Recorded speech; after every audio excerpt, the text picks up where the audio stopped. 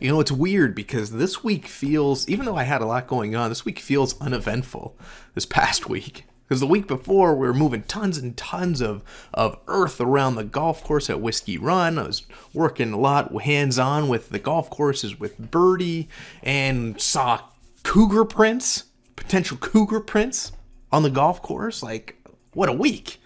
Now, this past week, not as much happening, but we had at Whiskey Run, my sister Jessica's been working on doing some Pinterest moves with countertops in the bathrooms, using some epoxy and a propane torch gun I don't know. I'm not very artsy, but this was, after she was done, looked pretty cool and slick. With that, that's kind of cool. I don't know. I wouldn't touch that because I'd probably burn the countertop down, and even if that wasn't possible, I'd probably happen. Just not artsy. But yeah, good job with that, Jess. It looked good after I saw it. It looked super slick. The epoxy gives us this nice sheen. Cool. Who knew? So that's really all that's kind of happened. It's been slow moving at Whiskey Run this past week with all the snow and all the weather. With Birrdi and the golf courses on board for Birrdi, we've had some good stuff happening. We even had one of our courses literally triple their online sales within the first couple of weeks, like triple. So all of 2020, we've already tripled it for them in the first couple of weeks for this golf course. Isn't that crazy? That's just how crappy golf course setups in terms of technology is. You wouldn't even try. Like, you didn't even want to try because it was so convoluted, so difficult for him and for the golfer to try to even use some of these online platforms that they provide you with, which is just such a shit show, really.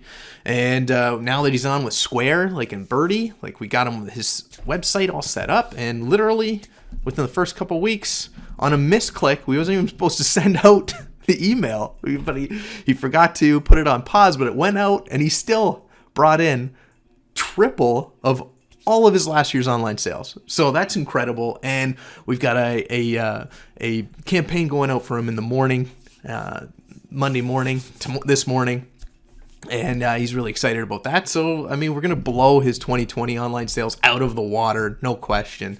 And this gets me excited, and he's very excited too, obviously. Another course who made no online sales last year already had 2 memberships purchased online. So they're way ahead of last year. So these are all good things. So that's what we're trying to do with Birrdi and Square, to really empower the golf courses to take advantage of these online platforms where if they don't, they're just going to be left behind.